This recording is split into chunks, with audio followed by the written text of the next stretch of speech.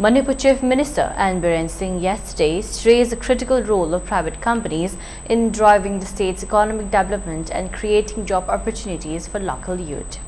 Biren Singh emphasized the government's commitment to supporting private initiatives that contribute to Manipur's prosperity. The Chief Minister highlighted ongoing efforts to promote economic growth even amid challenging times.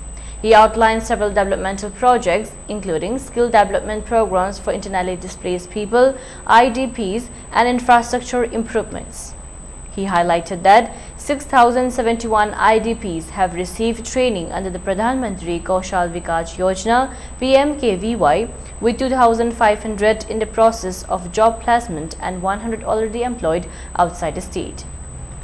He also mentioned the availability of loans under the MSME Credit Guarantee Scheme to support local businesses.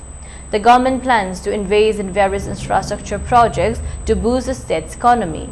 This includes a Rs 3,500 crore concrete road construction project, a Rs 126 crore tourism promotion initiative for Loktak Lake, and Rs 36 crore development plan for vital water bodies. Biren Singh made these remarks during the inaugural function of Babina Multi-Speciality Hospital at Khaweshoi in Imphal. The new healthcare facility established by the Babina Group represents the kind of private sector investment the Chief Minister hopes to attract more of in the future.